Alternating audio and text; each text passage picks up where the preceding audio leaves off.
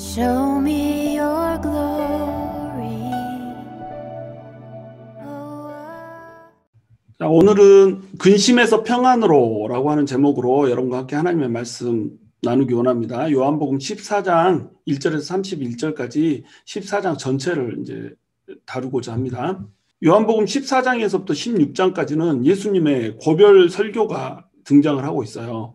예수님께서는 이제 이 세상에서 공생의 사역을 다 마치셨고 하나님의 품으로 돌아가려고 지금 준비를 하고 계시는 겁니다. 곧 얼마 안 있으면 며칠 후에 십자가를 지고 십자가 위에서 모든 인류의 죄를 지고 돌아가 주실 것이고 또 부활하셔서 40일 동안 함께 하시다가 하늘나라로 올라가서 하나님의 우편에 앉게 되는 이러한 과정을 거치게 될 거예요. 그러므로 이제 예수님께서는 더 이상 이 땅 가운데 존재하지 않게 될 거라는 거죠. 그래서 예수님께서는 이제 마지막 고별 설교를 하고 계시는 겁니다. 모세도 이 땅에서 이제 마지막 사명을 다 마치고 가기 전에 고별 설교를 해줬죠. 그 고별 설교가 신명기 전체잖아요. 그리고 또한 여호수아도 마지막 자기 생애를 마치고 갈 때는 고별 설교를 했던 것, 이것을 우리는 기억하고 있어요.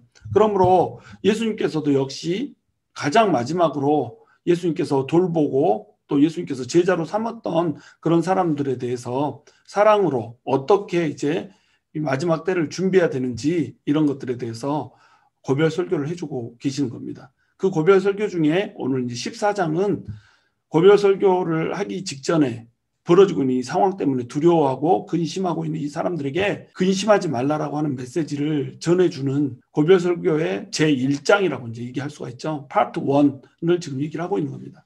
고별 설교를 주고 있는 배경은 무엇이냐면 지금 6월절 마지막 만찬이 벌어지고 있어요. 예수님께서 곧 6월절 어린 양으로 잡히셔서 희생되셔서 모든 인간들을 위해 죽게 될 거예요. 죽게 되는 이 시간에 예수님께서는 제자들과 함께 음식을 먹는 그 마지막 만찬을 하고 싶었죠. 사랑의 교제를 하고 싶었고 마지막에 떠나기 직전에 설교를 해주고 싶었던 거죠. 그래서 6월절 마지막 만찬을 지금 하고 있는 상태인 겁니다. 이미 십자가에서 순환을 받고 죽을 것이라고 하는 그 사실에 대해서 3번이나 예고를 해주셨고 또 이제는 너희가 나를 이 땅에서 보지 못할 것이다 라고 하는 작별의 인사도 이미 고했는데 제자들이 이 말을 이해를 못하는 거예요. 깨닫지를 못하는 겁니다. 아직도 여전히 제자들은 예수님이 정치적 메시아가 돼가지고 그들을 로마의 압제에서 건져내고 이 땅 전체를 차지하였던 왕으로 이스라엘이 이 땅을 차지하고 다스리게 해줄 정치적인 메시아로 예수님을 인식을 하고 있는 거예요. 그래서 그 세상이 열리고 나면 그 중에서 누가 제일 큰 자리를 차지하게 될지 서로 큰 자라고 주장하면서 다투고 있는 제자들의 모습이 그려지고 있는 겁니다. 이러한 상황 가운데서 예수님이 세족식을 베풀어 주시죠. 식사를 하시다 말고 갑자기 세족식을 베풀어 주시면서 발을 닦이기 시작하는 겁니다. 그리고 너네는 서로 사랑해라, 서로 섬겨라. 가장 으뜸이 되고자 하는 자는 가장 낮은 자리에 내려가서 섬겨라. 이런 말씀을 지금 해주고 있는 겁니다. 그리고 나서 너희 중 하나가 나를 팔게 될 것이다. 내가 너네를 이렇게 섬겨주고 있는 이유, 발을 닦여주고 있는 이유, 이것은 내가 온 목적이 섬겨주러 온 것이기 때문이다. 그래서 모든 사람들을 섬기려 하고 모든 사람들에게 대속물로 나를 내어주기 위해서 나는 이 땅에 왔다. 이 말씀을 해주기 위해서 세족식이라고 하는 것을 지금 행하고 있는 겁니다. 그러니까 예수님께서 지금 돌아가시기 위해서 모든 인류의 죄를 속해주기 위해서 예수님은 십자가에 달려야 되는데 그럼 예수님이 잡혀가는 과정이 있어야 될 거 아니에요. 그리고 성경에 나온 예언들을 그대로 성취하면서 그 일이 이루어져야 된다는 겁니다. 근데 성경에서는 예수님이 함께 떡을 먹던 자에게로부터 그리고 함께 친구였던 자로부터 팔려짐을 당할 것이라고 예언이 되어 있거든요. 그러니까 제자 중에 한 명이 팔아야 되는 겁니다. 제자 중 하나가 예수님을 팔 것이라고 하는 예고를 해주죠. 그랬더니 누구냐고 이제 막 물어보고 가룟 유다는 랍비여 저는 아니지요? 막 이렇게 물어보는 상황인 겁니다. 그랬더니 바로 네가 나를 팔 자다. 네가 하고자 하는 일을 해라 하고 떡 한 조각을 찍어서 가룟 유다에게 주죠. 그러니까 가룟 유다가 그 떡 한 조각을 받아치고는 예수님을 팔기 위해서 대제사장들에게 종교 지도자들에게 향해서 지금 나간 상황인 겁니다. 그러니까 예수님께서 이제 내가 너희에게 계명을 주노니 서로 사랑하라. 서로 사랑하라고 하는 계명을 예수님께서 주신 거죠. 그러니까 실제적인 고별 설교는 사실은 13장 31절에서 이미 시작했다라고 생각을 하면 돼요. 서로 사랑하라는 그 마지막 유언을 시작으로 해서 고별 설교가 쭉 이어지고 있다고 이렇게 봐야 되는 거죠. 그런데 그 중간에 이제 베드로가 주님 어디로 가십니까? 어디로 가든지 나는 따라가겠습니다. 내 목숨이라도 던져서 주님을 따라가겠습니다. 이렇게 얘기를 하는 거예요. 이 얘기가 끼어들기 때문에 이제 14장부터 고별 설교라고 이렇게 보는 사람들이 있는 겁니다. 그러나 실제적으로는 13장 31절부터 세 계명을 주노니 서로 사랑하라. 이 말씀이 주어지는 순간부터 고별 설교가 이어지고 있다. 이렇게 이제 이해를 하시면 될 거예요. 어쨌든 상황은 가룟 유다가 예수님을 팔려고 지금 나가버린 상황이고 베드로는 3번이나 예수님을 부인하게 될 거라고 하는 것, 그것도 저주하면서 부인하게 될 거라고 하는 이 사실을 예수님께서 미리 알려주시는 거죠. 그러니까 제자들이 이제 두려울 수밖에 없는 거예요.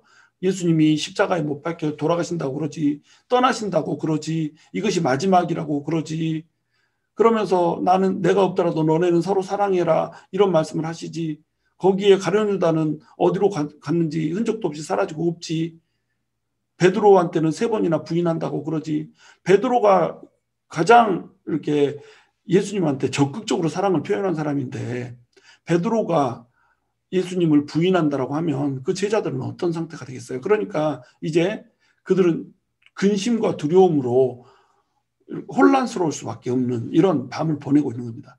예수님과 보내고 있는 마지막 밤이 근심과 두려움과 혼돈의 밤이 되고 있는 거예요.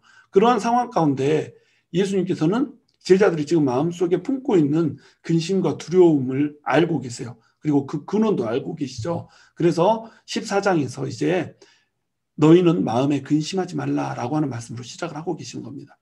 1절 보시면 너희는 마음에 근심하지 말라, 하나님을 믿으니 또 나를 믿으라, 이렇게 얘기를 하고 있죠. 지금 진심으로 위로를 받아야 될 분은 누구예요? 근심하지 마세요 주님, 이렇게 위로를 받아야 될 분은 누구예요? 바로 예수님이잖아요. 예수님은 얼마 안 있으면 지금 십자가 고통을 감수를 해야 된단 말이죠.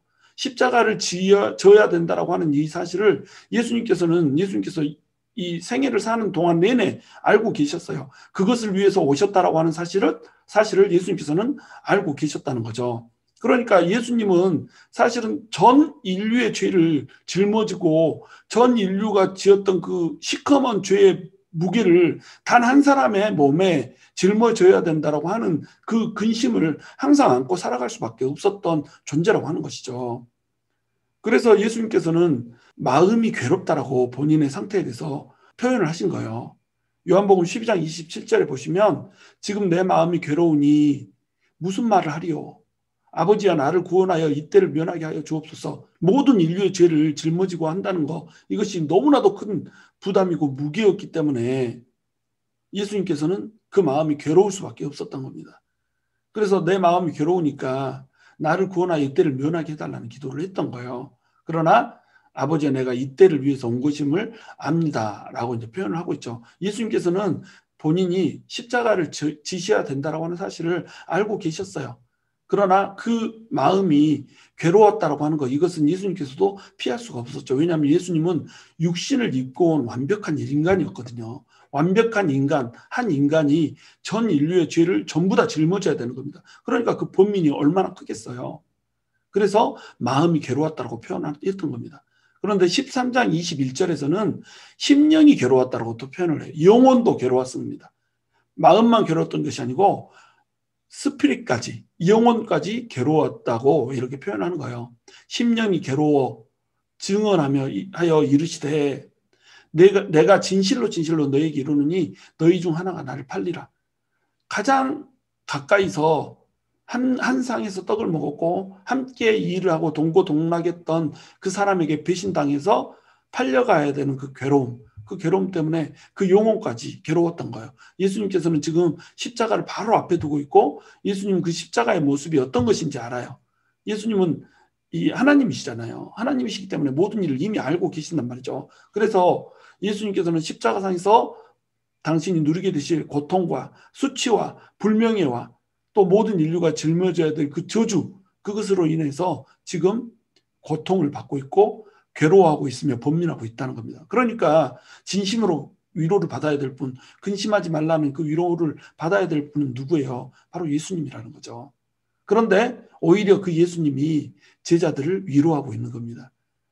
인간이 되어서 오셔서 모든 인간이 겪어대는 그 저주를 몸소 체험하여서 알고 계시기 때문에 인간의 육신이 갖고 있는 그 육신이 주는 나약함이 어떤 것인지를 알고 계시기 때문에 체휼하여서 아시는 그 예수님의 감정으로 몸체자에 긍휼할 율자잖아요. 몸으로 느껴서 불쌍하게 여긴다는 거예요.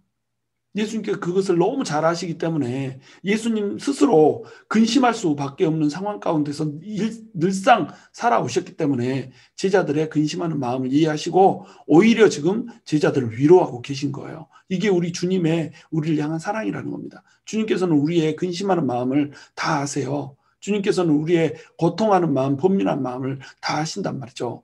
그리고 그것을 덜어주고 없애주기 위해서 예수님께서 십자가를 지시고 예수님께서 근심하는 상황 가운데 처했던 것입니다. 우리의 근심을 예수님께서 대신 짊어지셨다 이렇게 생각하시면 되는 거예요.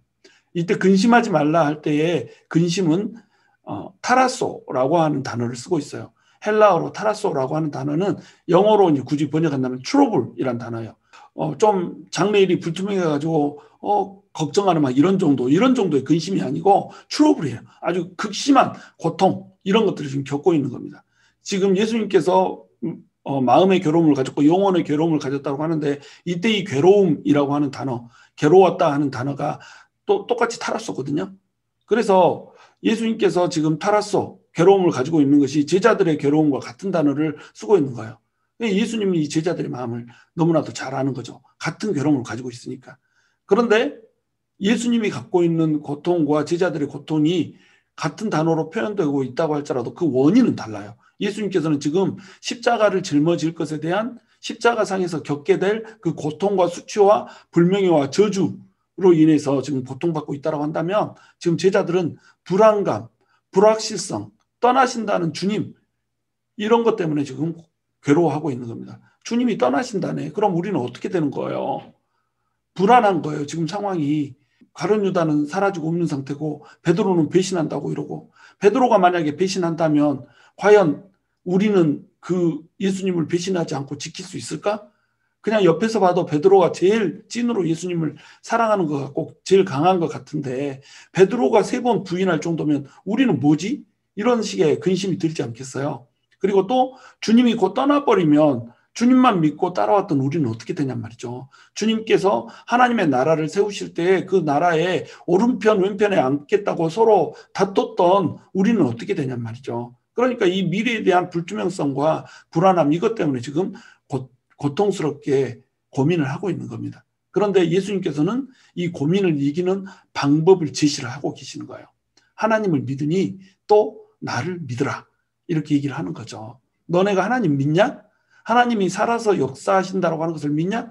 그러면 나를 믿어라. 내가 너네의 스승이고 내가 너네의 주인이지 않냐. 하나님을 믿으면 나도 믿으란 말이에요. 내가 하나님이다. 내가 하나님의 아들이다. 하나님을 믿는다면 나도 그 믿음의 대상이고 나도 그 신앙의 대상이 될 수 있지 않냐. 그러니까 나를 믿으면 내가 알아서 해줄게. 지금 이 얘기를 해주고 있는 거예요.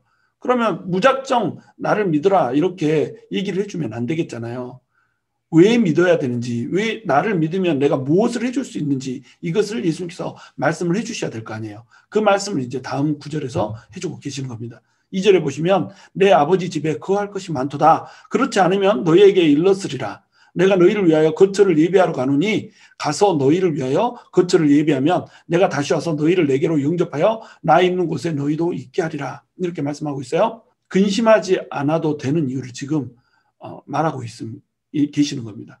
너희가 내가 떠나기 때문에 내가 없는 상황이 걱정돼서 근심하는 거지. 그런데 내가 떠나는 것이 너희한테 유익하다는 거예요. 내가 없는 것이 너네한테 좋다는 겁니다. 그 이유는 뭐냐면 첫 번째 이유는 내가 가는 것이 너희를 위해서 거처를 예비하러 가는 것, 천국의 처소를 예비하러 가는 것이기 때문에 그렇다는 거예요.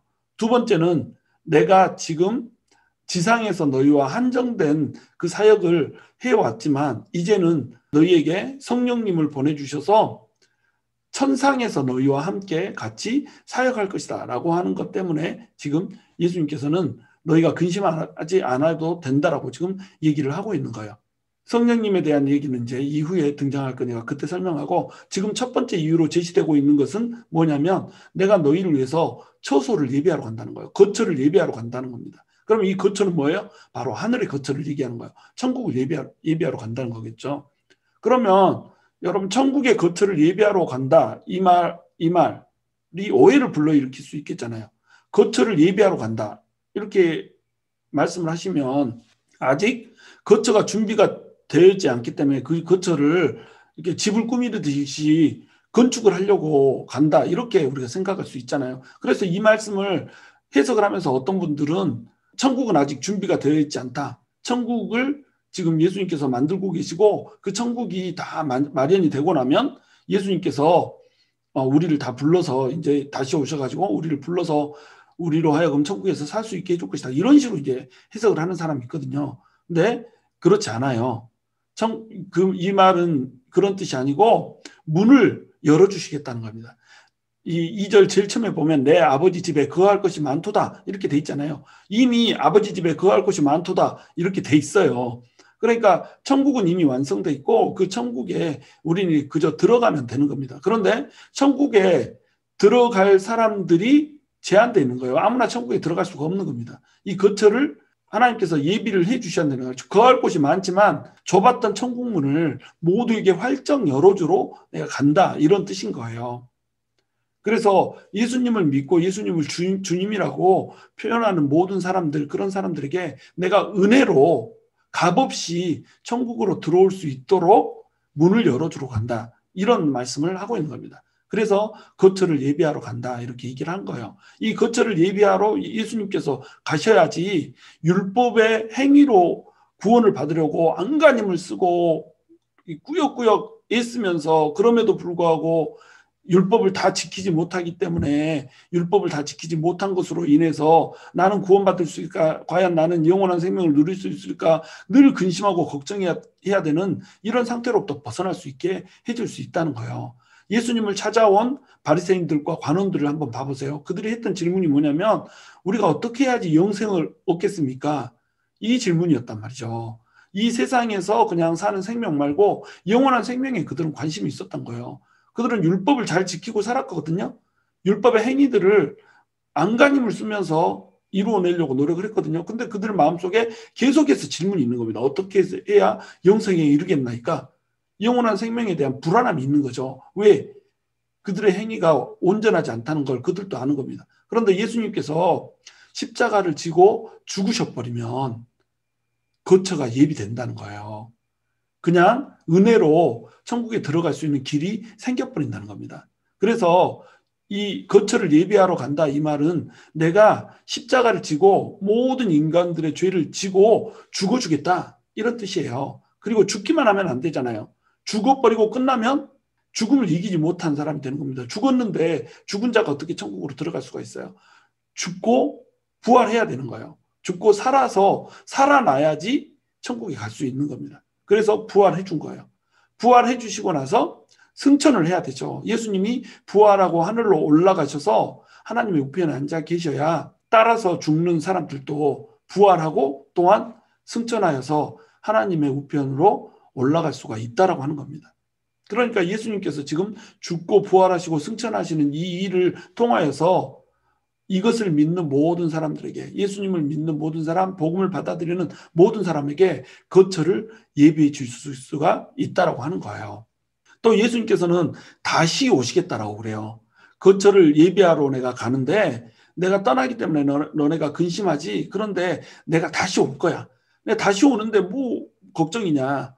여러분, 아이들이 엄마하고 떨어지기 싫어서 막 엄마 일하러 가면 동동동동 구르면서 울잖아요. 그럼 엄마가 너 이렇게 손가락으로 몇 개 세면 내가 그거 세고 나면 금방 올 거야, 막 이런 식으로 막 설득을 하잖아요. 그러면 아이가 눈물을 뚝 그친단 말이죠. 아이가 눈물을 뚝 그치는 이유 뭐예요? 엄마가 영원히 떠나지 않을 것을 약속받았기 때문에 뚝 그친단 말이죠. 예수님께서 다시 오겠다는 거예요. 그러면 예수님께서 다시 오겠다는 것은 무슨 뜻일까요? 여기에 세 가지 의미가 있는 겁니다. 예수님께서 지금 떠나신다 이 말은 십자가를 지고 죽으시겠다는 거거든요. 근데 십자가를 지고 죽는 이것 때문에 너네가 뭐 이런 일이 일어날 걸 아직 예측하지 못하고 있지만 예수님께서 떠나신다니까 일단은 근심하고 있는데 예수님께서 다시 오겠다는 거예요. 십자가를 지고 죽지만 다시 부활해서 살겠다는 겁니다. 그래서 내가 다시 온다는 말은 부활해서 너네 앞에 다시 나타나겠다는 얘기예요. 이것이 제자들을 엄청나게 기쁘게 했잖아요. 예수님이 죽었다. 모든 것이 끝났다. 이제 소망은 없다라고 했을 때 예수님이 부활하셔서 그들 앞에 나타났단 말이죠. 그랬더니 그들이 기쁨을 주체할 수 없다라고 성경은 기록을 하고 있단 말이죠. 부활해서 다시 오겠다는 거예요. 그래서 다시 만나게 될 거라는 거예요. 그리고 또한 예수님께서 부활하시고 나서 승천하시면 하늘에서 성령님을 보내주시겠다는 거예요. 그럼 이 성령님이 우리 안에 들어오면 어떻게 해요? 성령님은 영원히 우리 안에서 거주를 해보고 살아버려요. 그러니까 성령님이 계속 우리와 함께 걸어다니면서 동행하면서 살 수 있단 말이죠. 예수님이 계시는 동안에는 예수님이 예를 들어서 변화산으로 3명의 제자들을 데리고 올라갔잖아요. 그러면 3명의 제자들은 예수님과 함께 있는데 나머지 9명의 제자들은 어땠어요? 예수님과 함께 있을 수가 없었잖아요. 예수님께서는 공간적인 제약을 받는 인간의 모습으로 이 땅에 오셨단 말이죠. 그러니까 인간의 모습으로 오신 예수님은 공간의 제약이 있어서 한 공간에 있으면 다른 공간에서는 같이 있을 수가 없단 말이죠. 예수님이 주무시고 있는 동안에는 제자들은 예수님과 떨어져 있어야 된단 말이죠. 이것이 육신으로 오신 예수님, 지상사역을 하고 계시는 예수님의 한계란 말이에요. 그런데 예수님께서 천국으로 가버리시면 어떤 일이 벌어져요? 성령님을 보내줘 버린단 말이에요. 그러면 성령님은 누구의 영이신가요? 예수님의 영이시죠. 그러니까 예수님이 다시 성령님의 영으로 오셔서 영원히 함께 해버리신다는 거예요. 영원히 동행해버린다는 거예요. 그러니까 예수님이 떠나는 게 더 좋아요? 남아 계시는 게 더 좋아요? 당연히 떠나는 게 더 좋은 겁니다. 그러니까 걱정하지 말라는 거예요. 또한 예수님께서는 결국 재림하실 거라는 거예요. 이 세상 끝날에 예수님께서 다시 이 세상에 오셔서 이 세상을 심판하실 거라는 거죠. 이 세상을 심판할 때에 예수님을 믿었던 자들, 예수님의 제자들은 예수님의 그 구원 사역에 편승하여서 천국으로 가서 예수님과 함께 영원히 살게 되는 복락을 누리게 될 거라고 하는 겁니다. 예수님께서 다시 오겠다고 하는 말은 그러므로 부활할 것이라고 하는 것, 성령님을 보내주시겠다고 하는 것, 재림하셔서 장차 이 세상을 끝내고 영원한 나라, 하나님의 나라를 이루시겠다고 하는 것, 이 세 가지 의미를 한꺼번에 동시에 갖는 거예요. 그러니까 너네가 근심하지 말라는 거죠. 근심에 대한 해결책은 결국 뭐라는 거예요? 천국의 소망이라는 겁니다. 너네가 지금 이 세상의 일들로 근심하지, 내가 지금 없는 걸로 근심하지, 그러나 곧 내가 천국을 열어줄 거야. 하나님의 나라가 열릴 거야. 그러니까 걱정하지 마. 예수님과 함께 하시는 그 길에 너희가 서 있을 거야. 그러니까 너네는 걱정하지 마. 이렇게 얘기를 한 거예요. 그러니까 이들은 근심하지 않아도 됐다는 겁니다. 물론 이 말씀으로 그들의 근심이 없어지진 않아요. 그들의 믿음이 아직 이 말씀을 받아들일 만한 믿음이 안 됐기 때문에 계속 근심을 하고 있어요. 그러나 예수님께서는 명확히 근심에 대한 해결책을 주시고 계시는 겁니다. 천국에 대한 소망. 여러분, 천국은 우리가 상상할 수 없는 곳이에요.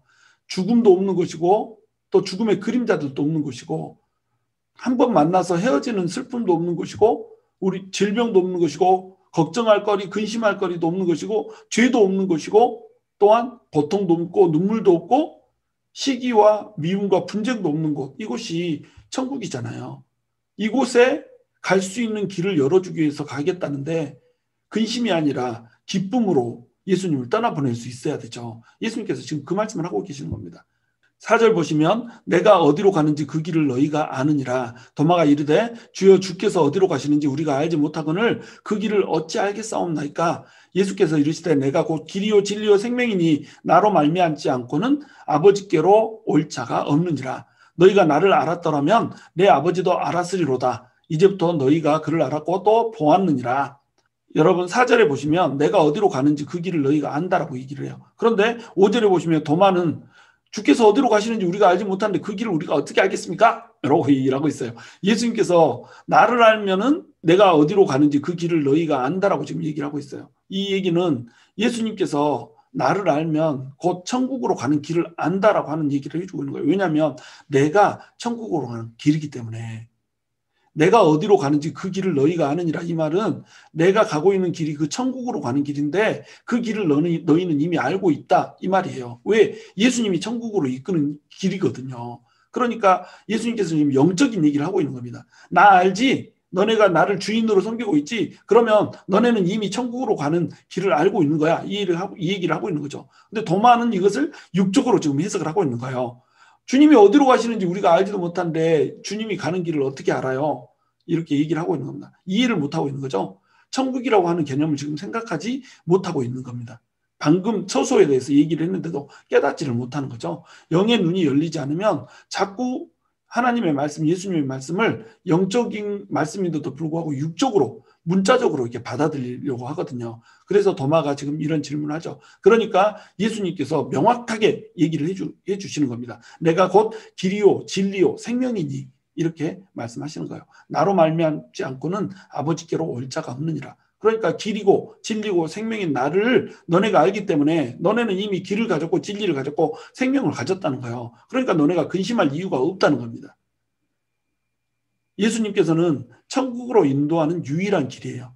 우리말로 곧 길이요 진리요 생명이니 이렇게 돼 있으니까 이게 의미가 안 와닿죠. 영어로 보시면 이것이 the way, the truth, the life 이렇게 돼 있단 말이에요. 더는 뭐예요? 유일한 단어, 고유명사 앞에다 붙여주는 거잖아요. 유일한 길이라는 겁니다. 다른 길이 없다는 거예요. 유일한 진리라는 거예요. 다른 진리가 없다는 거예요. 유일한 생명에 이르게 하는 생명이라는 거예요. 영생을 주는 생명이라는 겁니다. 그러니까 다른 생명이 없다는 거예요. 천국으로 인도하는 유일한 길, 천국을 가르치는 유일한 진리, 천국에서 살게 하는 유일한 생명, 이것이 바로 예수님이라고 하는 거예요. 우리가 종교다원주의들을 이렇게 생각을 하잖아요. 구원의 길은 어디에나 있다. 이렇게 생각한단 말이에요. 근데 예수님께서는 지금 선포를 하고 계시거든요. 예수님만이 유일한 구원의 길이다. 예수님만을 의지해서 우리는 천국으로 갈 수 있다. 이 얘기를 해주고 있는 거예요. 왜 그러냐면 예수님이 곧 하나님이기 때문에 그렇다는 거예요. 예수님께서는 너희가 나를 알았더라면 내 아버지도 알았으리로다. 이렇게 얘기하고 있잖아요. 예수님을 알면 아버지도 안다는 거예요. 이 말은 무슨 뜻이에요? 예수님과 아버지가 동등하다는 겁니다. 그럼 구원은 누가 베푸세요? 하나님만이 구원을 베풀 수 있단 말이에요. 하나님만이 구원을 베푸시는 구원의 주님이 될 수가 있단 말이에요. 구원주가 될 수 있단 말이죠. 그러니까 하나님이신 예수 이외에 다른 길은 없다는 거예요. 사람들이 이렇게 구원의 길이 따로 있을 수 있다라고 생각하는 이유, 그 이유는 뭐냐면 첫 번째는 인간의 실존에 대해서 모른다는 거예요. 두 번째는 예수님의 실존에 대해서 모른다는 겁니다.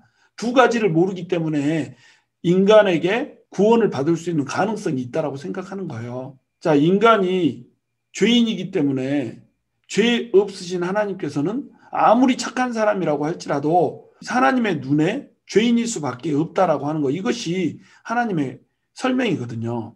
하나님은 0.0001%의 죄가 없어요. 죄가 하나도 없으십니다. 그러니까 하나님이 인간들을 볼 때는 인간들은 전부 죄악투성인 거예요.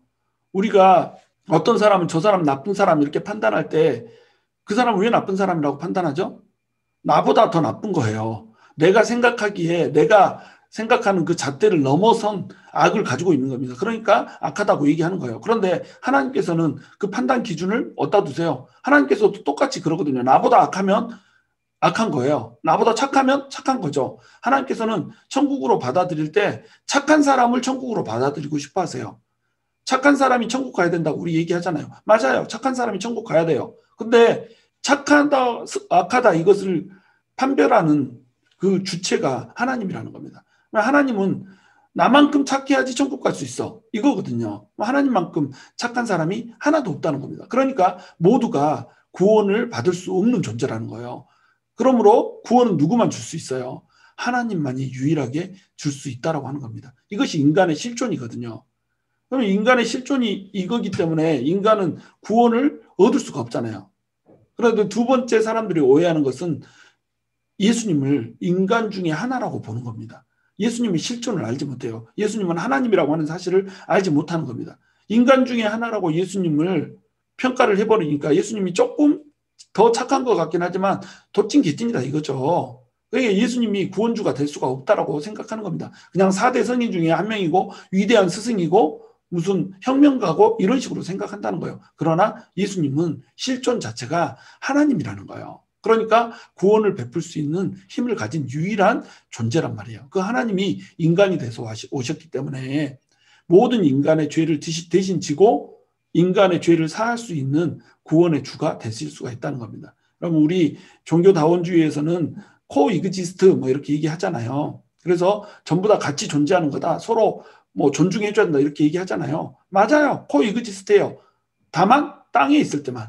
여러분 그림에 보시면 코이그지스트 이렇게 각각 종교들이 쭉 표현되어 있잖아요. 종교와 사상들과 철학들이 쭉 표현되어 있는데 밑에 보면 땅이에요. 그 땅에 있을 때는 전부 다 같이 존재하는 겁니다. 제일 마지막에 이 코이그지스트 할 때 T자 여기를 제가 일부러 그림을 그릴 때 십자가 모양으로 그려놓고 또한 사다리 모양으로 그려놨죠. 그 이유가 있어요. 위에 보시면 이제 하늘이 열려 있는데 하늘의 그 빛 가운데로 들어가는 유일한 길은 그 십자가밖에 없다는 거예요. 사다리 하늘로 올라가는 사다리이신 예수님밖에 없다는 거예요. 예수님만 유일한 길이라는 거죠. 그러니까 이 땅에 있을 때는 코이그지스트 같이 존재하는 거예요. 그러나 천국에서는 같이 존재하고 싶어도 존재할 수 없다는 겁니다. 오직 예수님이라고 하는 이 길을 타고 올라가는 사람들만, 예수님이라고 하는 이 십자가를 인정하는 사람만, 받아들인 사람만 천국으로 갈 수 있다는 겁니다. 그러니까 종교다원주의적 생각을 갖고 있는 크리스찬들이 있다면 이 사람들은 다른 믿지 않는 사람들에 대해서, 타 종교의 사람들에 대해서 배려를 하고 있는 게 아니에요. 그 사람들을 배려하고 존중해야 된다 이런 식으로 얘기하면서 이 종교다원주의를 주장하잖아요. 근데 사실은 이건 배려도 아니고 존중도 아니고 저주인 거예요. 너네 지옥 가세요 이거예요. 그렇게 살다가 지옥 가세요 이겁니다. 근데 이러한 주장을 하는 사람은 어때요? 구원의 길이 없는 겁니다. 이러한 주장을 하는 사람도 역시 지옥으로 떨어지는 거예요. 그러니까 자기도 지옥불에 떨어질 뿐만 아니라 타 종교에 있는 사람들, 종교다원주의를 외치지 않았으면 얼마든지 구원할 수 있는 가능성이 있는 사람들, 이 사람들을 안심하게 하여서 아편에 취하게 하는 것처럼 우리는 괜찮아라고 하는 안심을 줌으로 말미암아서 결국은 같이 지옥불로 떨어지고 있는 악한 행위를 하고 있는 거라는 겁니다. 이건 배려가 아니죠. 곧 낭떠러지에 떨어질 위기에 처해 있는 사람한테 괜찮아, 네가 가는 길도 길이야, 괜찮아, 다 사람이 자기 생각대로 갈 수 있지, 다 자기가 옳다는 생각을 갖고 갈 수 있지, 그래가지고 낭떠러지로 떨어지는 그 길을 가고 있는 그 사람을 막아서지 않고 그 길로 가게 내버려 두면서 그 사람의 생각을 존중하고 배려한다라고 이렇게 헛소리 삥삥하고 있다는 겁니다. 그것이 존중과 배려가 아니라 그 사람을 멸망에 이르게 하는 저주라고 하는 것, 이것을 우리가 기억을 해야 된다는 거죠. 8절에 보시면 빌립이 이르되 주여 아버지를 우리에게 보여주옵소서 그리하면 족하겠나이다. 예수께서 이르시되 빌립아 내가 이렇게 오래 너희와 함께 있으되 내가 나를 알지 못하느냐. 나를 본 자는 아버지를 보았거늘 어찌하여 아버지를 보이라 하느냐. 자, 빌립은 지금 예수님께서 나를 본 자는 예수님을, 하나님을 본 자라고 설명을 해 줬음에도 불구하고 지금 아버지를 보여달라고 얘기를 하고 있어요. 나 본 자가 아버지 본 자라고 얘기했잖아요. 근데 빌립이 이것을 이해를 못하는 거예요. 주여 아버지를 우리에게 보여주시옵소서. 그러면 족하겠나이다. 아, 정말 하나님의 얼굴을 볼 수만 있다면 얼마나 좋을까. 이미 보여줬잖아요. 예수님이 이미 나타나셔서 예수님의 말씀을 통하여서 예수님의 행위를 통하여서 이미 나타내 보여주셨다는 겁니다. 그런데 아직도 믿지 못하고 이렇게 아버지를 보여달라는 얘기를 하는 거예요. 그러니까 예수님께서 나를 본 자는 아버지를 보았거늘 어찌하여 아버지를 보이라 하느냐 이렇게 얘기를 합니다. 10절에 보시면 내가 아버지 안에 거하고 아버지는 내 안에 계신 것을 내가 믿지 아니하느냐. 내가 너희에게 이르는 말은 스스로 하는 것이 아니라 아버지께서 내 안에 계셔서 그의 일을 하시는 것이라. 11절 내가 아버지 안에 거하고 아버지께서 내 안에 계심을 믿으라. 그렇지 못하겠거든 행하는 그 일로 말미암아 나를 믿으라. 이렇게 얘기를 하고 있어요. 3년 반 동안 공생의 기간 동안에 내가 너네를 제자로 불렀고 제자로 너네가 나와 함께 동고동락하며 지내는 동안에 내 안에 아버지가 계시고 아버지 안에 내가 계시다라고 하는 거, 다시 얘기해서 아버지와 내가 하나라고 하는 거, 성부 성자 하나님이 하나라고 하는 것을 너네가 이미 목격해서 봐서 알고 있지 않냐. 그걸 왜 믿지 못하느냐. 이렇게 얘기를 하고 있는 겁니다. 예수님께서는 두 가지 근거로 예수님이 하나님이라고 하는 사실을 얘기하고 있어요. 첫 번째는 예수님께서 하시는 말씀이에요. 예수님께서 하시는 말씀은 그 당시에 서기관들이 하는 말씀과 달랐어요. 그 당시에 율법 교사들이 하는 말씀과 달랐어요. 그 당시에 이 존재했던 성경을 안다고 하는 그 어떤 사람이 하는 말씀과도 달랐어요. 구약에서 말씀된 그 신비로운 비밀들을 예수님께서 다 풀어주시고 예수님께서 말씀만 하시면 그 말씀이 정말로 이 땅에서 현실이 되고 이루어졌어요. 그러니까 이 말은 누가 하는 거예요? 하나님께서 하시는 말씀이라는 거죠. 그러니까 예수님이 하시는 말씀을 보면 너네가 하나님이라고 하는 사실을 믿어야 된다는 거죠. 그런데 그걸 보고도 너네가 못 믿겠으면 내가 행하는 그 일로 말미암아서 믿으라는 거예요. 예수님이 하시는 일들을 보면 어떻게 예수님이 하나님이라고 하는 사실을 믿지 않을 수가 있냔 말이죠. 떡 5개 물고기 2마리로 5,000명을, 장정만 5,000명을 먹여버렸어요. 문둥병자, 절대 고쳐질 수 없는 불치병을 고쳐버렸어요. 12회를 혈루병을 앓던 여인 옷자락 한 번 만짐으로 나아버렸어요. 야이로 해당장 야이로의 딸을 죽었는데 이렇게 세워버렸어요. 마지막 요한복음에서도 마지막 7번째 기적 뭐죠? 나사로를 죽음 가운데서 살려버렸어요. 나사로가 죽은 지 나흘 되어서 이미 썩은 냄새가 진동을 했어요. 썩은 냄새가 진동하고 있는 그 시체를 부활시켜서 살려버리는 예수님. 그러면 예수님은 사람이냔 말이에요. 사람이 어떻게 사람을 살리는 일을 할 수가 있냔 말이죠. 이 일은 하나님만 할 수 있다는 거예요. 그러니까 예수님은 하나님이라는 거예요. 무리를 걸었던 예수님. 어떻게 사람이 무리를 걸을 수가 있냔 말이죠. 물을 포도주가 되게 하셨던 예수님. 어떻게 그런 일을 할 수가 있냔 말이죠. 그러니까 요한은 지금 7가지의 표적들을 지금 보여주셨잖아요. 7가지 예수님이 하나님일 수밖에 없는 표적들을 보여주시고 나서 지금 이 마지막 만찬을 하고 있는 장면을 기록하고 있는 겁니다. 표적들을 다 보여줬는데 하나님일 수밖에 없는 그 증거들을 사인으로 주셨는데 그럼에도 불구하고 제자들이 믿지 못하고 있다는 거예요. 그러니까 예수님께서 안타까운 마음으로 얘기를 하고 있는 겁니다. 내가 행하는 그 일로 말미암아서 예수님을 믿으라는 거예요. 이 예수님이 하시는 일을 솔직한 마음으로 아무런 생각 없이 그냥 딱 보고만 있으면 어떻게 돼요? 예수님이 하나님이라고 하는 사실을 믿을 수가 있는 겁니다. 그런데 그 마음에 불순한 생각이 끼어들면 그때부터는 이제 예수님을 믿을 수가 없다는 거예요. 우리가 근심을 벗어나는 방법, 천국의 소망을 가져야 됩니다. 천국의 소망을 가지려면 하나님이신 예수님을 신뢰해야 돼요. 예수님을 믿지 않으면, 예수님을 신뢰하지 않으면 천국의 소망을 가질 수가 없어요. 그리고 근심을 들 수가 없는 겁니다. 천국을 예비하러 가신다고 예수님께서 말씀하시잖아요. 예수님을 신뢰하지 못하는데 어떻게 천국에 갈 수 있다는 확신을 가질 수가 있어요? 어떻게 구원의 확신을 가질 수가 있습니까? 예수님이 천국으로 가는 유일한 길이라고 하는 것을 믿는데 그 유일한 길을 내가 주님으로 모시고 있는 거예요. 그러니까 나는 천국에 갈 수 있는 거예요. 나는 망해도 천국이고 죽어도 천국인 거예요. 그러니까 어떠한 일이 있어도 근심하지 않고 두려워하지 않고 담대하게 모든 상황들을 견뎌내고 이겨낼 수 있다라고 하는 겁니다. 이게 예수님의 논리라는 거예요. 예수를 믿는 자가 천국 가는 겁니다. 그리고 은혜를 받은 자가 천국의 시민권자가 되는 거예요. 우리는 죽으면 천국에 가는 거예요. 그리고 천국에서 하나님의 유업을 마음껏 누리는 거예요. 왜? 우리가 천국의 시민권자니까. 이재호 집사님이 지금 시민권자거든요. 근데 시민권자인데 자꾸 시민권자로서 누릴 수 있는 이런 혜택들을 받으면서 조금 부담스러워요. 이런 혜택을 나는 받고 싶지 않다라고 말씀을 하세요. 왜냐하면 내가 미국에 별로 기여한 것이 없는 것 같은 거예요. 많이 세금을 엄청나게 많이 낸 것도 아니고 여기 와가지고 이제 세금 조금 내고 이렇게 했는데 세금 낸 것보다 더 많이 타먹는다는 거죠. 너무 양심적이셔. 근데 우리가 미국에서 시민권자로 누릴 수 있는 혜택들을 타는 이유는 뭐예요? 내가 미국에 기여를 많이 했기 때문에 타는 게 아니에요. 미국 시민권자이기 때문에 타는 겁니다. 그렇죠? 마찬가지로 천국에 이르러서 천국의 혜택을 누리는 거, 우리가 지금 이 땅에서 살아가면서도 천국의 혜택을 누리는 거, 우리가 천국 시민권자로서 마땅히 어떤 행해야 될 많은 일들을 행했기 때문에 혜택을 누리는 게 아니에요. 천국 시민권자라니까요. 하나님의 아들, 딸이라니까요. 그러니까 하나님의 아들, 딸로서의 그 혜택을 누리면서 권위를 누리면서 이렇게 살아가는 겁니다. 우리는 은혜로 천국의 시민권자가 됐거든요. 그러니까 우리는 당당하게 누려야 되는 거예요. 근심이 오는 상황, 두려움이 오는 상황 가운데 나 천국 시민권자야. 나 하나님 아들이야. 나 은혜로 이거 받았어. 천국에 이르는 길이신, 그리고 유일한 진리이시고 생명이신 그 예수님이 내 주인이셔. 그러니까 예수님께서 나를 위해서 이미 길을 예비하셨고 내가 거할 처소를 다 예비하셨어. 나에게 근심이 있을 것이 뭐야? 두려움이 있을 것이 뭐야? 이렇게 나아갈 수가 있다는 겁니다. 그러니까 근심을 벗어나는 방법, 천국의 소망을 갖는 거예요. 그리고 그 천국을 열어주신 예수님을 전적으로 신뢰하는 겁니다. 트러스트인 하는 거예요.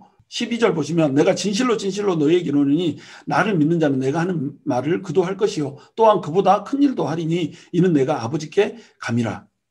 하나님께서 가시는 것이 유익하대요. 왜 유익하냐면 나를 믿는 자는 예수님이 한 일을 할 수 있다는 거예요.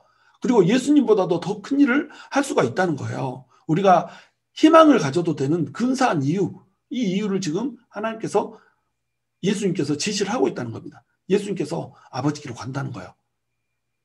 그런데 예수님께서 아버지께로 가시면 예수님께서는 우리에게 예수님께서 하셨던 일과 동일한 일들을 할 수 있도록 우리에게 권능을 허락해 주시겠다는 거예요.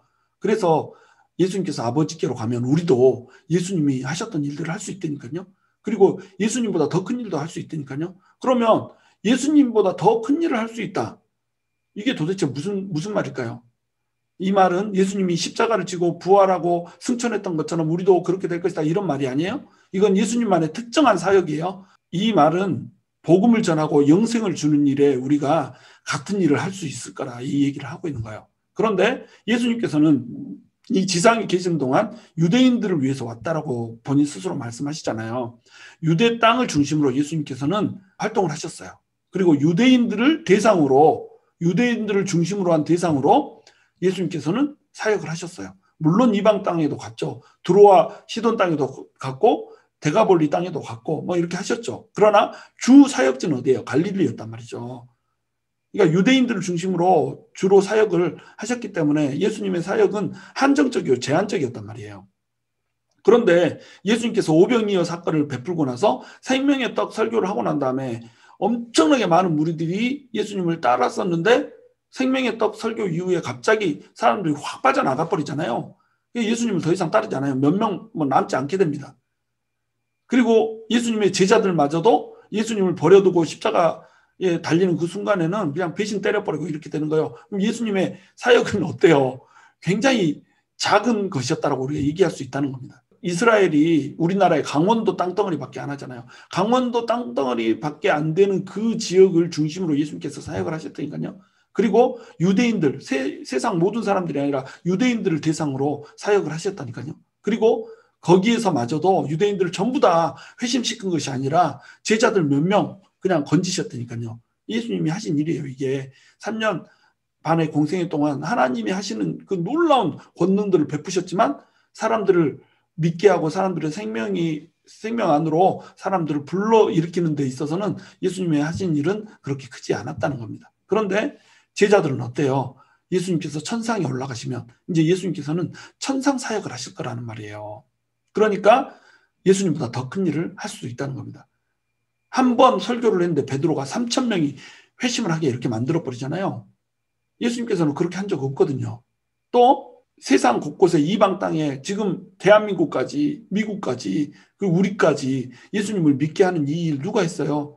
제자들이 했다는 거예요. 믿는 자들이 했다는 거예요. 세계 곳곳에 예수님이 들어가지 못하였던 그곳을 우리는 지금 들어가서 사역을 하면서 예수님 안으로 생명을 주는 그런 역할을, 영생을 받게 하는 그런 역할을 우리가 지금 하고 있다는 겁니다. 그러니까 예수님보다 더 큰 일을 하고 있는 거죠. 그런데 이 일은 우리가 하고 있는 일이 아니에요. 사실은 예수님이 하고 계시는 거라는 거죠. 왜? 예수님께서는 예수님의 공생의 기간 동안 지상에서 사역을 하셨어요. 그러니까 한계가 있었고 그러니까 제한이 있었던 겁니다. 그런데 예수님이 하나님께로 가버려요? 아버지께로 가버려요? 그러면 예수님께 제한이 있어요? 없어요? 없어요. 이제 인간의 제약, 인간의 육신을 갖고 있기 때문에 스스로 걸어놨던 모든 제약이 해체돼 버리는 겁니다. 그러니까 예수님이 천상에 올라가셔서 하나님으로서 이 세상을 보면서 이 세상에서 일을 해버리는 거예요. 누구를 통해서? 바로 예수님을 믿는 우리 제자들을 통해서, 저와 여러분처럼 능력 없고 지혜 없는 아무것도 가지고 있지 않은 자들을 통해서 예수님께서 일을 해버리신다니까요. 그러니까 예수님보다 더 큰 일을 할 수가 있다는 겁니다. 우리가 일하고 있는 것 같은데 누가 일하시는 거예요? 지상의 예수님이 아니라 천상의 예수님께서 일을 하고 계신다는 거예요. 그러니까 예수님의 천상의 사역은 제약이 없으므로 우리는 제약 없는 예수님의 그 일을 경험하고 체험하는 그 주체로 쓰임받을 수가 있다고 하는 겁니다. 예수님께서 그러므로 근심하지 말라는 거예요. 내가 너네를 떠나는 것이 너네에게 유익하다는 거예요.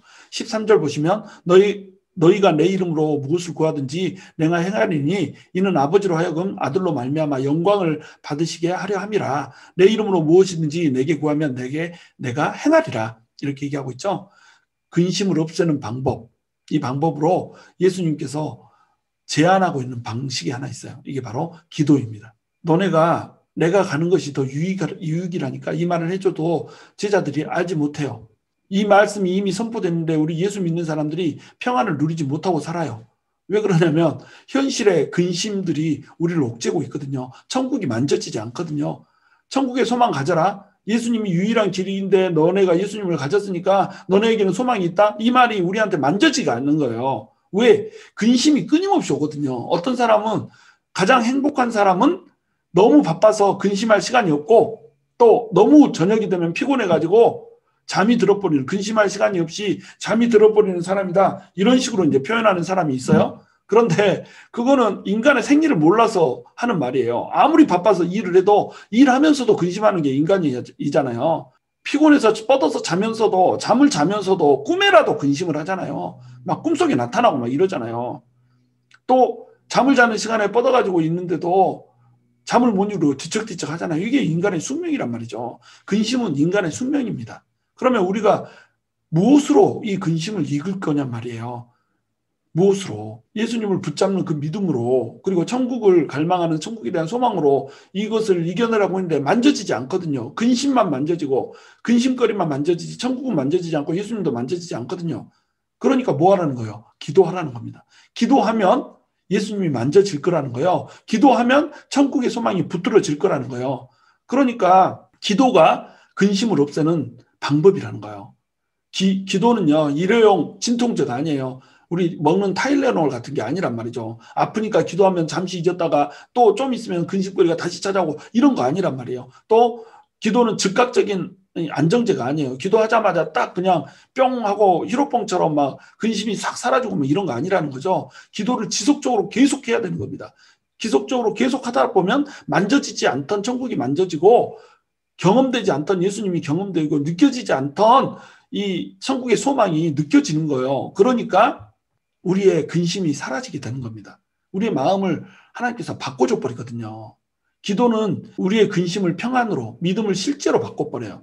우리의 근심이 예수님을 붙들고 천국을 붙들기 때문에 평안해질 뿐만 아니라 또 이 기도는 어때요? 우리가 갖고 있는 믿음, 예수님께서 해주신다라고 하는 이 믿음이 실제로 현실화되는 통로라니까요. 기도를 통해서 하나님께서 일하시고 예수님께서 일하신단 말이에요. 기도가 아니면 예수님께서 일하시는 통로가 제한이 돼버린다는 거죠. 기도할 때 예수님께서 오시고 예수님께서 천상에서 우리를 통하여서 사역하시는 것이 일어날 수가 있다는 겁니다. 그러니까 기도하라는 거예요. 이것이 근심을 없애는, 두려움을 없애는 가장 강력한 방법이라는 거죠. 기도하되 첫 번째, 예수님의 이름으로 기도하라는 거예요. 우리가 아무리 소리쳐봤자, 아무리 하나님 부르짖어봤자 예수님의 이름으로 기도하지 않으면 기도는 들어지지 않아요. 예수님이 우리의 유일한 중보자예요. 하나님과 우리는 너무 멀어요. 하나님과 우리는 원수됐어요. 우리는 하나님께 갈 수 없어요. 이 원수된 이것을 이어준 분이 누구예요? 예수님이란 말이죠. 그러니까 예수님의 이름으로 기도했습니다. 맨 마지막에 붙이는 이유가 그것 때문에 그래요. 예수님의 이름으로, 예수님을 의지하여서 기도하라는 거죠. 하나님이시지만 인간으로 되어서 오셨던 분, 그러나 인간의 모든 고통을 짊어지고 죽으시고 나서 다시 하나님의 자리로 돌아가신 분, 그분에게 그 이름으로 기도를 하라는 거죠. 그러면 듣는다는 거예요. 우리가 불교에서처럼 1000번 절한다고 기도가 들어지는 거 아니에요. 무릎 고뱅이 까지도록 계단을 무릎으로 기어 오르고 내린다고 해서 기도가 들어지는 거 아니에요. 기도는 그렇게 들어지는 거 아닙니다. 그렇게 할 거면 기도하지 말아야죠. 무릎이나 까지지, 관절염이나 걸리지. 뭐 하려고 그런 거 하고 있어요. 기도는요, 마인드 컨트롤도 아니에요. 기도하니까 마음이 평안해지더라. 자고 일어나면 다시, 눈 뜨고 나면 다시 평안이 없어져요. 그런 기도는 예수를 붙드는 기도만이, 예수가 만져지는 기도만이 진짜로 우리의 마음속에서 평안을 주기도 하고 또 믿음을 실제로 현실 세계로 구체화시킬 수가 있게 되는 통로가 된다는 겁니다. 그리고 또한 무엇이든 구하래요. 무엇이든 구하라. 내 이름으로 무엇이든지 내게 구하면 내가 행하리라, 이렇게 얘기하고 있잖아요. 이 무엇이든에 뭐가 포함돼요? 모든 것이 포함되잖아요. all이에요, all. 그러니까 예수님이 못하실 일이라고 하는 것은 하나도 없다는 겁니다. 이건 해줄까? 이건 될까? 이런 거 없다는 거예요. 감기를 위해서 기도했으면 암을 위해서 기도할 수 있어야 된단 말이죠. 하나님한테는 감기나 암이나 똑같다는 말이에요. 그러니까 예수님이 못하실 일은 없으므로 무엇이든지 간구하고 나가라는 거예요. 또한 우리가 이런 걱정하잖아요. 하나님의 뜻에 맞지 않는 기도를 하면 어떡하지? 하나님의 뜻에 맞지 않는 기도는 하나님께서 안 들어주실 텐데, 여러분, 우리가 기도하는 것 중에 하나님의 뜻에 맞는 기도가 얼마나 될까요? 우리가 하나님의 뜻을 알아요? 우리 하나님 뜻 몰라요. 하나님이 갖고 계시는 그 거룩한 생각들, 이것만 우리가 구해야 된다, 이렇게 생각하면 우리 할 수 있는 기도가 몇 가지나 돼요. 우리가 먹고 사는 문제, 입고 벗는 문제, 뭐 우리의 집의 문제, 가정의 문제, 질병의 문제, 이런 문제들 중에 하나님의 뜻이라고 감히 얘기할 수 있는 게 얼마나 돼요? 다 우리 뜻이잖아요. 근데 이런 건 그럼 우리 기도하지 말아야 되나요? 아니란 말이죠. 하나님 앞에 기도하고 나갈 때는 우리가 갖고 있는 염려, 우리가 갖고 있는 근심, 우리가 갖고 있는 두려움, 있는 거 전부 다 갖고 나가는 거예요. 무엇이든지 갖고 나가는 거예요. 주님 앞에 갖고 나가는 거죠. 하나님의 뜻인지 아닌지 다 평가하면서 이렇게 책상에 앉아가지고 이것은 아니니까 체크 찍고 이렇게 하면 누가 기도해요? 그럼 기도에 힘이 없죠. 그러면 이 기도라고 하는 것은 세상 가운데서 이미 사라지고 없을 거예요. 무엇이든지 구하는 대로 사람들은 기도해 받고 그 기도하는 가운데 예수님께서 진짜로 행하셨던 겁니다. 어떤 기도든지 하나님께서 들으신다는 거예요. 그러나 하나님께서 정말로 원하시지 않는 그것을 간구할 때는 하나님께서 기도의 방향을 바꿔주시고, 또한 기다려라 라고 말씀하시기도 하고 철 좀 들어라 라고 말씀을 해주시기도 하면서 어떤 형태로든 응답을 하신단 말이에요. 기도하면 하나님께서 무엇이든지 구할 때 그 무엇이든지 구하는 그것에 대해서 무분별하게 기도하는 그것을 통해서 하나님께서는 그것에 너네가 이러이러한 방향으로 기도하라고 가르쳐 주시기도 하고, 또한 실제 삶에서 기도의 방향을 틀기도 하시면서 응답을 해주신다는 겁니다. 그러니까 우리가 기도하고 나갈 때는 어때요? 이 기도는 하면 될까? 안 될까? 이런 염려하지 말라는 거죠. 무조건 다 기도하는 거예요. 내 마음속에 있는 거 솔직하게 예수님한테 토로하고 나가는 거예요. 우리가 하나님 뜻이라고 기도했던 것마저도 사실은 하나님의 뜻이 아닐 때가 많거든요. 그래서 하나님이 그냥 상황을 확 바꿔버릴 때가 얼마나 많아요. 그러니까 우리가 하나님 뜻에 맞는 기도만 하려고 하면 기도를 도무지가 할 수가 없죠. 15절 보시면 너희가 나를 사랑하면 나의 계명을 지키리라 이렇게 얘기하고 계시죠. 갑자기 너희가 나를 사랑하면 나의 계명을 지키리라 말씀을 하고 계세요. 무엇이든지 구하는데 이 무엇이든지 구하라 이러면 그러면 내 욕심대로 구해도 되겠네요. 내 정욕대로 구해도 되겠네요. 이런 질문을 하고 있잖아요. 이 질문에 대한 바리케이트를 딱 치고 계시는 거죠. 너네가 나를 사랑하면 너네 기도 제목에 나의 계명을 따르는 그 기도가 들어갈 수밖에 없다라고 하는 거예요. 나를 사랑하면 나를 사랑하기 때문에 나올 수밖에 없는 그 자연스러운 기도가 나올 수밖에 없다는 거죠. 우리의 정욕 때문에 우리의 욕심 때문에 기도하는 것이 아니라 나를 사랑하기 때문에 하나님 나라를 위해서 하나님 영광을 위해서 기도를 할 수밖에 없게 된다라고 하는 이 기본적인 원리를 지금 설명해 주고 있는 겁니다. 16절에 보시면 내가 아버지께 구하겠으니 그가 또 다른 보혜사를 너희에게 주사 영원토록 너희와 함께 있게 하리니 이렇게 말하고 있어요. 또 다른 보혜사를 보내주시겠다고 그래요. 이때 이 보혜사라고 하는 말은 이제 헬퍼라는 뜻이거든요. 영어로 하면 헬퍼예요. 돕는 자라는 뜻입니다. 물론 이제 헬라어로 하면 파라클레토스라고 하는 말이죠. 파라클레토스, 옆에서 계속 일을 해주면서 우리에게 힘을 주시고 도와주시는 분이라는 뜻이에요. 보혜사가 돕는다는 뜻인 겁니다. 헬퍼라고 하는 이런 뜻을 갖는데 또 다른 보혜사라고 그랬잖아요. 그러면 보혜사가 또 있단 말이네요. 예수님이 보혜사라는 겁니다. 첫 번째 온 보혜사 예수님이 있고 예수님이 올라가시면 또 다른 보혜사를 보내주신다는 거예요. 근데 이 보혜사는 잠깐 인간으로 계시다가 떠나는 그 보혜사가 아니라 영원토록 너희와 함께할 그 보혜사라는 거예요. 영원토록 함께하면서 함께 너네 안에서 동행하면서 너네의 일을 도와줄 그 보혜사, 그분을 보내주겠다는 거예요. 그는 진리의 영이라 세상은 능히 그를 받지 못하나니 이는 그를 보지도 못하고 알지도 못함이라. 세상은 성령을 알지 못해요. 성령님은 진리의 영이세요. 그래서 이 진리를 가르쳐주는 분이세요. 그러나 너희는 그를 아나니 그는 너희와 함께 거하시며 또 너희 속에 계시겠습니다.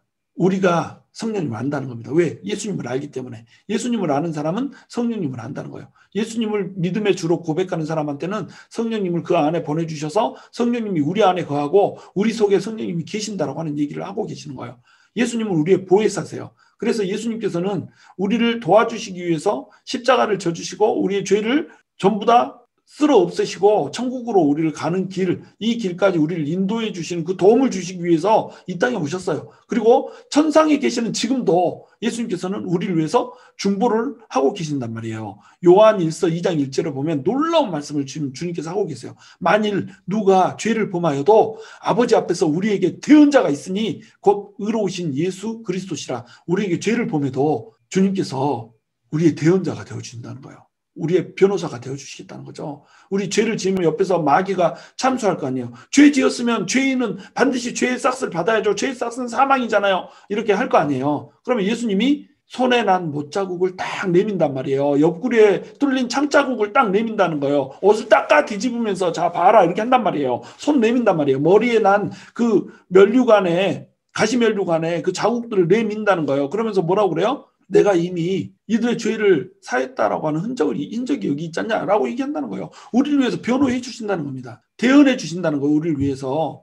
그리고 성령님도 뭐라고 말씀하세요? 우리가 마땅히 알 바를 알지 못하지만 말할 수 없는 탄식으로 우리 안에서 우리를 위해서 간구하고 계시는 분이 있다고 얘기를 하잖아요. 그게 성령님이란 말이에요. 그러니까 예수님도 우리를 도와주는 보혜사시고 성령님도 우리를 도와주시는 보혜사시고 이렇단 말이에요. 근데 보혜사도 대언자도 헬라어 단어로는 뭐예요? 파라클레토스라는 단어를 쓰고 있다는 겁니다. 대언자라는 말씀과 보혜사라고 하는 말씀을 같이 쓰고 있어요. 그러니까 예수님도 우리의 헬퍼고 성령님도 우리의 헬퍼라는 거예요. 무려 예수님이 하나님이신 예수님이 우리의 도우심이 되니까요. 우리를 도와주고 계신다는 걸 뭐가 걱정이에요? 뭐가 근심이에요? 무려 하나님의 영이신 성령님이 우리 안에서 계시면서 이루 말할 수 없는 탄식으로 우리 안에서 기도를 하고 계신다니까요. 뭐가 걱정이에요? 뭐가 근심이에요? 그러므로 보혜사인 내가 있고 보혜사인 성령님이 있으니까 나 붙들러라. 그리고 내가 심지어 너네한테 다른 보혜사 보내줄 거야. 성령님 보내줄 거야. 그래서 잠시 있다가 떠나서 천상에서 너네를 보고 있는 그분이 아니고 너네 안에서 살고 있는 너네 안에서 내주하시는 그 성령님으로 너네와 함께하면서 내가 너네를 지키고 보여줄 거야. 그러니까 걱정 안 해도 되겠지. 이제 진짜 걱정하지 말아라. 이 말씀하고 있는 겁니다. 내주하시는 성령님이 오겠다는 거예요. 그리고 영원히 거하시겠다는 거예요. 한순간도 떠나지 않겠다는 거예요. 세상은 갖지 못한 그 성령을 너네한테는 특별하게 주겠다는 거예요. 그리고 이것은 구원의 보증이 되어서 너네가 올 때에 천국의 시민권자로서 하늘나라에 오고 하나님의 나라의 이 자녀로서 가족으로서 권속으로서 유업을 받게 해주겠다는 거예요. 이 약속을 지금 주고 계신 겁니다. 18절 보시면 내가 너희를 고아와 같이 버려두지 아니하고 너희에게로 오리라. 너희에게로 오리라 이 말은 뭐예요? 성령님의 그 영으로 오겠다는 말이에요. 고아처럼 너네를 버려두지 않겠다는 거죠. 우리는 우리를 너무 고아처럼 생각해요. 우리에게 아무도 없는 존재인 것처럼 우리가 스스로 문제를 해결해야 되고 이 고통스러운 삶의 무게를 우리 스스로만 우리 힘으로만 짊어지고 가야 되는 존재인 것처럼 우리는 착각하고 산단 말이죠. 그런데 우리는 고아가 아니란 말이에요. 살아계신 예수님이 우리와 함께 계신다니까요. 19절을 보시면 조금 있으면 세상은 다시 나를 보지 못할 것이로되 너희는 나를 보리니 이는 내가 살아있고 너희도 살아있겠음이라. 예수님은 부활해서 살아나요. 세상은 이걸 보지 못해요. 그러나 제자들 앞에 부활하신 예수님은 나타내 보이세요. 그리고 또한 예수님께서는 성령님으로 우리 가운데 오시잖아요. 살아계신 분이 살아있는 그 생명의 영이신 성령님을 우리 안에 보내주시는 거예요. 성령님은 죽은 영이에요? 살아있는 영이에요? 살아있는 영이잖아요. 그 살아있는 예수님의 영이 우리 안에 오니까 우리도 살아있다는 거예요. 지금 우리가 이미 영생에 들어가서 영생을 누리고 있다는 거죠. 우리는 생명을 가진 존재란 말이에요. 생명을 가진 존재가 죽음에 거하고 있는 사람들과 똑같이 염려하고 근심하고 두려워하면서 이 땅을 살아갈 필요가 없다라고 하는 거죠. 20절 그날에는 내가 아버지 안에 너희가 내 안에 내가 너희 안에 있는 것을 너희가 알리라. 아버지 안에 예수님이 있대요. 예수님 안에 우리가 있대요. 그리고 우리 안에 예수님이 있대요. 우리가 하나님과 하나를 이루어서 이렇게 산다는 겁니다. 한 가족을 이루어서 이렇게 산다는 거예요. 예수님이 머리가 되고 우리는 예수님의 몸이 돼서 이 전체 덩어리를 이루고 이렇게 살아간다는 거예요. 예수님께서 우리의 머리신데 몸뚱아리들 버리시겠어요? 머리가 똑 떨어져서 혼자 돌아다니면서 그렇게 다니겠어요? 무슨 백작도 아니고 마징가 제트에 나오는 그 백작 있잖아요. 머리 막 손에다 들고 다니는. 예수님 그런 분 아니시란 말이죠. 예수님은 우리가 예수님의 몸이기 때문에 우리를 너무나도 소중히 여기시고 우리를 고아처럼 내버려 두지 않으시고 우리를 끝까지 챙기고 지키시는 분이시라는 거예요. 그러니까 염려하지 말고 근심하지 말라는 거예요. 21절 나의 계명을 지키는 자라야 나를 사랑하는 자니 나를 사랑하는 자는 내 아버지께 사랑을 받을 것이요 나도 그를 사랑하여 그에게 나를 나타내리라. 내 계명을 지키라는 거예요. 내 말씀을 지키라는 거죠. 이 말씀은 모든 것을 다 포함하고 있다고 그랬잖아요. 말씀을 선포하고 있는데 성령님을 주겠다고 하는데 고아처럼 내버려 두겠다고 하는데 내버려 두지 않겠다고 하는데 아직도 믿지 못하고 있어요. 계명을 받아들이지 못하고 있어요. 순종하지 못하고 있어요. 그러니까 계속 근심하고 있어요. 염려하고 있어요. 그러니까 나 사랑하냐 너네가 진짜? 나 사랑하면 내 계명 다 지켜라. 내 말씀 전부 순종하고 받아들여라. 그러면 아버지한테 사랑받고 또 나도 그를 사랑하여서 그에게 나를 나타낼 것이다. 지금 말씀을 해주고 계시는 겁니다. 자, 22절 보시면 가룟유다 아닌 유다가 이르되 주여 어찌하여 자기를 우리에게는 나타내시고 세상에는 아니하려 하시나이까. 예수께서 대답하여 이르시되 사람이 나를 사랑하면 내 말을 지키리니 내 아버지께서 그를 사랑하실 것이요 우리가 그에게 가서 그것을 구하 함께 하리라. 나를 사랑하지 아니하는 자는 내 말을 지키지 아니하나니 너희가 듣는 말은 내 말이 아니오 나를 보내신 아버지의 말씀이라. 하나님의 말씀은 예수님의 말씀이 돼서 우리 가운데 왔어요. 예수님의 말씀은 예수님을 사랑하는 자만 지키는 겁니다. 예수님을 사랑하는 자는 예수님의 제자예요.